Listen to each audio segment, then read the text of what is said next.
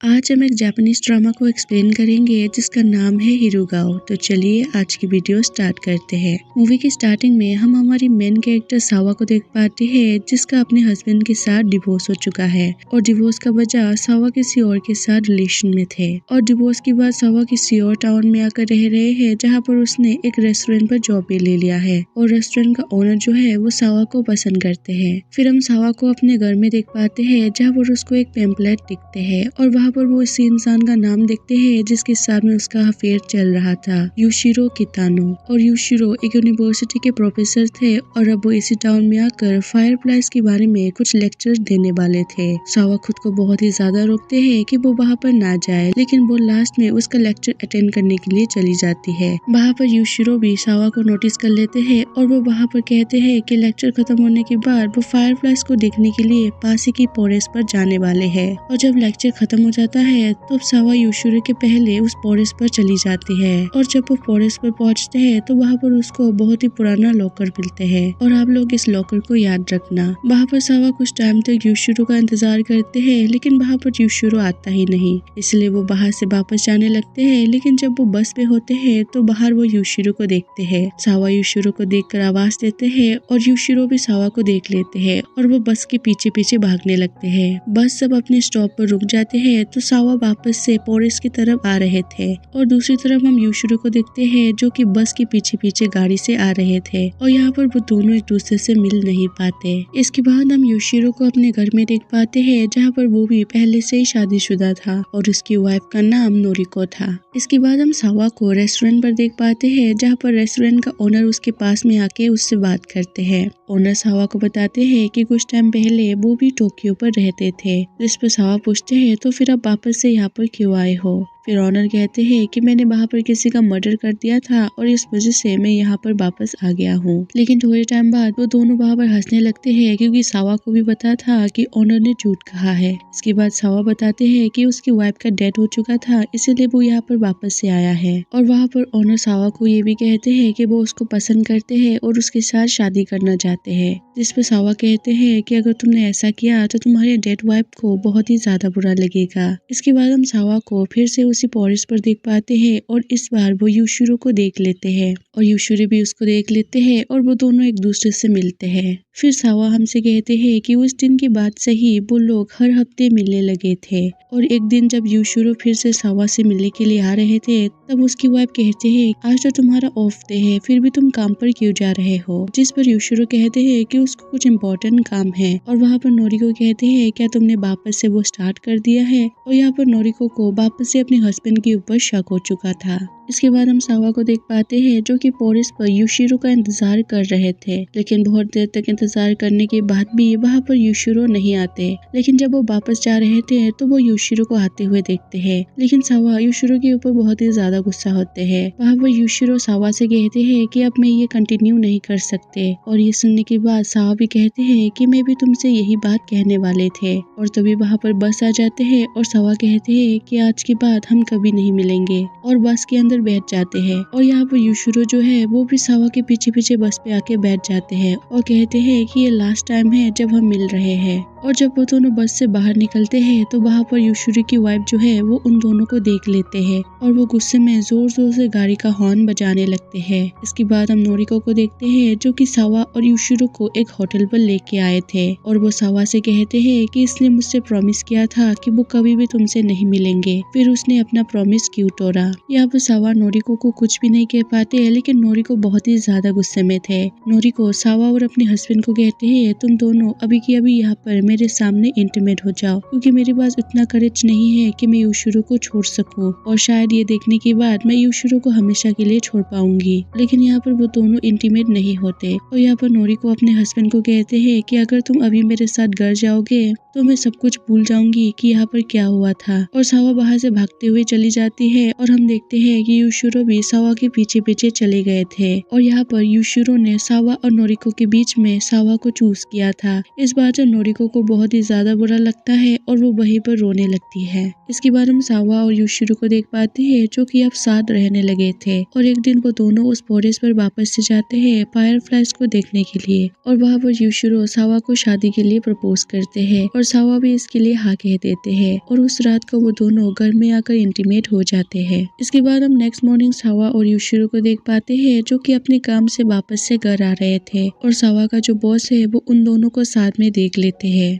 इसके बाद हम फिर से नेक्स्ट मॉर्निंग का सीन देख पाते हैं जहाँ पर यूशिरो अपने काम के लिए जा रहे थे और यूशिरो के जाने के बाद वहाँ पर सावा का बॉस आते हैं और यूशिरो उन दोनों को साथ में देख लेते हैं लेकिन वो उन दोनों को कुछ भी नहीं कहते। वहाँ पर सावा का बॉस सावा को फिशिंग करने के लिए लेकर जाते हैं और फिशिंग करते टाइम सावा का बॉस सावा से पूछते हैं क्या वो लड़का तुम्हारा बॉयफ्रेंड है, जिस पर वो हाँ कहते हैं और सावा का बॉस ये भी कहते हैं कि ऐसी उम्र में अक्सर लड़के लड़कियों को चीट करते हैं और यहाँ पर सावा भी बॉस को सब कुछ सच बता देते हैं कि वो पहले से ही मैरिड है और उसका एक वाइफ है, फिर भी वो उसके साथ रिलेशन में है। और ये सुनने के बाद सावा की बॉस को उतना अच्छा नहीं लगता और सावा ये भी कहते हैं कि वो भी पहले से ही मैरिड थी और उसका डिवोर्स हो चुका है और सावा अपने बॉस को सॉरी भी कहते हैं कि उसने पहले डिवोर्स के बारे में नहीं बताया था। इसके बाद हम सावा को अपने घर में देख पाते हैं और तभी उसे यूशिरो की यूनिवर्सिटी से आया हुआ एक नोटिस मिलते हैं जहाँ पर यूशिरो बहुत टाइम से यूनिवर्सिटी नहीं गए थे और उसके लिए उसको नोटिस आया हुआ था।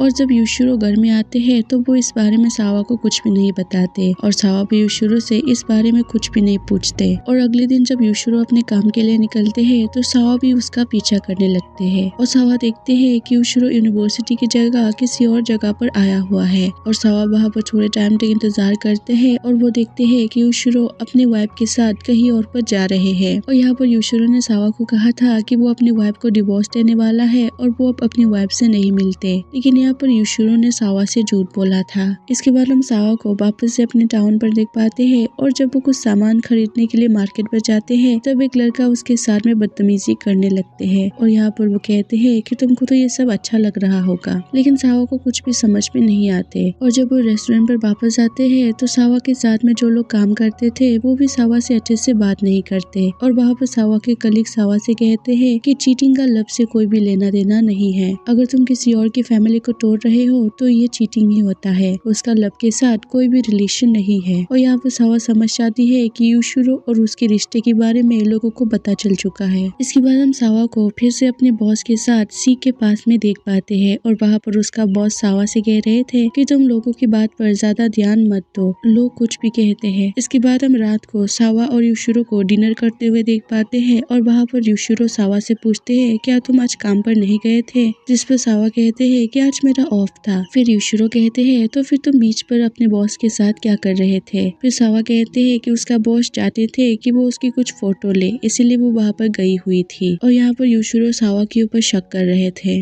इसके बाद हम नेक्स्ट मॉर्निंग सावा को फिर से अपने बॉस के साथ में देख पाते हैं जहाँ पर उसका बॉस सावा को सर्फिंग सिखा रहे थे, लेकिन जब वो दोनों पानी पर जाते हैं तो सावा का बॉस सावा को पानी में गिरा देते हैं। सावा इस बात से बहुत ही ज्यादा डर जाती है। फिर सावा का बॉस कहते हैं कि तुमको क्या लगा कि मैं तुम दोनों के रिलेशन को सपोर्ट करूंगा। और यहाँ पर सावा का बॉस ये भी कहते हैं कि मैंने ही तुम्हारी प्राइवेट लाइफ के बारे में अपनी सिस्टर को बताया है और टाउन के लोगों को भी मैंने ही बताया है। और ये सुनने के बाद सावा को बहुत ही ज्यादा बुरा लगता है और वहाँ पर सावा का बॉस सावा से कहते हैं कि मेरी वाइफ की डेथ नहीं हुई थी, बल्कि उसका किसी और के साथ में अफेयर चल रहा था और वो उस लड़की के साथ में यहाँ से चली गई थी। और वो सावा से ये भी कहते हैं कि तुमको इस चीज का कोई भी अंदाजा नहीं है कि पीछे जो लोग रह जाते हैं उनको कैसा लगता है। और सावा को ये सब सुनने के बाद बहुत ही ज्यादा बुरा लगता है और वो पानी से बाहर आ जाते हैं। इसके बाद हम यूशिरो को देखते हैं जो कि एक शॉप पर आए हुए थे और तभी वो सावा का जो हेड है वो सावा के बॉस की गाड़ी पर देखते हैं। इसके बाद जब यूशिरो घर में आते हैं तो वो इस बारे में सावा से बात करते हैं, लेकिन यहाँ पर सावा उसके ऊपर गुस्सा करते हैं कि यहाँ पर अगर कोई चीट कर रहा है तो वो तुम हो, तुम अभी भी अपनी वाइफ से मिल रहे हो। जिस पर यूशिरो कहती है कि मेरे लिए ये सब कुछ इतना आसान नहीं है। और यहाँ पर सावा गुस्से में वहाँ से जाने वाले थे और उन दोनों के बीच में झगड़ा स्टार्ट हो जाते हैं और इस झगड़े में यूशिरो के हाथ पर चोट भी लग जाते हैं। इसके बाद हम यूशिरो को अगले दिन सावा के बॉस के रेस्टोरेंट पर देख पाते हैं और वो वहाँ पर सावा के बॉस से बात करते हैं, लेकिन यहाँ पर सावा का बॉस फिर से उन दोनों के रिलेशन के बारे में गलत बोल रहे थे। दूसरी तरफ हम सावा को देख पाते हैं जो कि युशिरो की वाइफ से मिलने के लिए गए थे, और जब सावा घर के अंदर जाते हैं तो वो देखते हैं कि नोरिको व्हील चेयर पर है। वो चल नहीं सकती क्योंकि वो सीढ़ी से नीचे गिर गई थी, और नोरिको बताते हैं कि युशिरो यहाँ पर मेरे पास में आया था क्योंकि वो डिवोर्स के बारे में कुछ बात करना चाहते थे। और वहाँ पर नोरिको सावा को ये भी कहते हैं कि युशिरो ने मुझे इस हालत में देख लिया था, और तुम तो युशिरो को जानते हो कि वो इस हालत में किसी को भी नहीं देख सकते, और इसलिए उसने अपने काम से भी छुट्टी ले ली और यहाँ पर मेरी मदद करने के लिए आते रहते हैं। और यहाँ पर सावा नोरिको से माफी मांगते हैं, लेकिन नोरिको कहते हैं कि तुम अब युशिरो के साथ में रह सकते हो क्योंकि अब मैं उसके साथ डिवोर्स लेने वाली हूँ। और वहाँ पर नोरिको सावा से पूछते हैं क्या मैं डिवोर्स के बाद भी युशिरो को कॉल कर सकती हूँ, लेकिन यहाँ पर सावा मना कर देते हैं। इसके बाद हम सावा को वापस से अपने टाउन पर देख पाते हैं, और वो वहाँ पर युशिरो से मिलने के लिए पॉरिस पर जाते हैं, और वहाँ पर उन दोनों के बीच में सब कुछ सही हो गया था। और वहाँ पर युशिरो सावा से कहते हैं कि मैं तुम्हारे लिए एक रिंग बाय करना चाहता हूँ। इसके बाद हम सावा को अपने रेस्टोरेंट पर देख पाते हैं, और वहाँ पर सावा ने अपना जॉब छोड़ दिया था, और सावा वहाँ पर उन लोगों को थैंक यू कहकर वहाँ से चले जाते हैं। इसके बाद हम सावा और युशिरो को वापस से देख पाते हैं जहाँ पर युशिरो अपनी वाइफ के पास में डिवोर्स पेपर लेने के लिए जा रहे थे। इसके बाद हम युशिरो को वापस से पॉरिस पर देखते हैं, और युशिरो वहाँ पर उस लॉकर पर कुछ सामान रख रहे थे। इसके बाद युशिरो जो है वो अपनी वाइफ से मिलने के लिए चले जाते हैं। वहाँ पर वो देखते हैं कि अब उसकी वाइफ की तबीयत ठीक हो गई है और वो वापस से चल पा रही है, और वहाँ पर उसकी वाइफ उसको डिवोर्स के पेपर भी देते हैं, और वो कहते हैं कि मैं तुमको वापस से तुम्हारे टाउन तक छोड़ने के लिए जाऊंगी। युशिरो इसके लिए मना भी करती है, लेकिन नोरिको जिद करती है, इसलिए युशिरो भी उसके साथ आने के लिए मान जाते हैं। दूसरी तरफ हम सावा को मार्केट पर देख पाते हैं, और वहाँ पर उसकी बॉस की जो सिस्टर है जिसके साथ वो काम करती थी, वो सावा को कहते हैं कि मेरे ब्रदर तुमसे कुछ बात करना चाहते हैं, और वो सावा को अपने ब्रदर के पास में लेके आते हैं, और वहाँ पर उसके ब्रदर सावा से सॉरी कहते हैं कि उसकी प्राइवेट लाइफ के बारे में लोगों को बताने के लिए, और वो ये भी कहते हैं कि मेरी वाइफ ने मुझे छोड़ दिया था, इस वजह से मैं बहुत ही ज्यादा गुस्से में था, और जब मुझे तुम्हारे बारे में पता चला तब मुझे गुस्सा आ गया था, इसीलिए मैंने ऐसा किया। और यहाँ पर सावा ने भी अपने बॉस को माफ कर दिया था। इसके बाद हम सावा को अपने बॉस की सिस्टर के साथ में देख पाते हैं, जहाँ पर उसकी बॉस की सिस्टर उसे एक फेस्टिवल पर लेके जा रहे थे, और वहाँ पर वो सावा को अपना ट्रेडिशनल ड्रेस पहनने के लिए भी देते हैं। इसके बाद हम युशिरो और नोरिको को देख पाते हैं जो कि टाउन की तरफ वापस आ रहे थे। रास्ते में नोरिको युशिरो को कहते हैं कि आखिर तुमने मेरे और सावा के बीच में सावा को क्यों चूज किया, जिस पर युशिरो उसको कुछ भी जवाब नहीं देते और नोरिको गुस्सा हो जाती है। और यहाँ पर नोरिको रिवील करती है कि वो सीढ़ी से नीचे नहीं गिरी थी, बल्कि वो बालकनी से कूद गई थी क्योंकि वो युशिरो के अलावा नहीं रह सकती। और यहाँ पर नोरिको युशिरो से फिर से पूछते हैं कि आखिर तुम सावा को पसंद क्यों करते हो, जिस पर युशिरो कहते हैं कि वो सावा से प्यार करते हैं। दूसरी तरफ हम सावा को देख पाते हैं जो कि युशिरो को कॉल करते हैं, लेकिन यहाँ पर नोरिको गाड़ी इतना तेज चला रही थी कि युशिरो अपना कॉल ही रिसीव नहीं कर पाते, और नोरिको गाड़ी इतना तेज चलाते हैं और वो गाड़ी खाई में गिरा देते हैं। और दूसरी तरफ हम सावा को देख पाते हैं जिसको इन सब चीजों का कोई भी अंदाजा नहीं था। वो तो बहुत ही ज्यादा खुश थी क्योंकि अब वो युशिरो के साथ अपना नया लाइफ स्टार्ट करने वाली थी। इसके बाद हम नेक्स्ट मॉर्निंग का सीन देख पाते हैं जहाँ पर सावा को पता चलता है कि युशिरो को एक्सीडेंट हो गया है और वहीं पर उसका डेथ हो चुका है, लेकिन उसकी वाइफ जो है वो अभी भी जिंदा है। और यहाँ पर सावा को युशिरो का कुछ सामान दिया जाता है, और ये सुनने के बाद सावा पूरी तरह से टूट जाती है और वो वहाँ पर रोने लगती है। लेकिन वो देखती है कि उन सामान के बीच में उसका रिंग कहीं पर भी नहीं है, और वो पागलों की तरह रिंग को ढूंढने लगते हैं, लेकिन उसको रिंग कहीं पर भी नहीं मिलते। इसके बाद हम सावा को देखते हैं जो कि नोरिको से मिलने के लिए गए थे, और वो नोरिको से मिलकर कहते हैं कि मुझे तुमसे कुछ बात करनी है। नोरिको भी उससे बात करने के लिए बस पे बैठ जाती है, और वहाँ पर नोरिको सावा से कहते हैं कि तुमको लग रहा होगा मैंने ही युशिरो को मारा है, जिस पर सावा कहते हैं कि तुमने ही उसे मारा है। और यहाँ पर सावा नोरिको से उसकी रिंग के बारे में पूछते हैं, जिस पर नोरिको कहते हैं कि मुझे इसके बारे में कुछ भी नहीं पता। और जब वो दोनों बस से बाहर निकलते हैं तो नोरिको नीचे गिर जाती है। सावा नोरिको को उठने में मदद करते हैं, और नोरिको कहते हैं कि तुमको मुझसे नफरत करना चाहिए, जिस पर सावा कहते हैं कि मैं तुमसे कभी भी नफरत नहीं कर सकती। फिर नोरिको कहते हैं लेकिन मैं तुमसे हमेशा नफरत करती रहूंगी, और वो वहाँ से चली जाती है। और यहाँ पर नोरिको को अपने किए का कोई भी पछतावा नहीं था, वो तो बस सावा को तकलीफ देना चाहती थी। इसके बाद हम सावा को वापस से अपने घर की तरफ आता हुआ देख पाते हैं, और वहाँ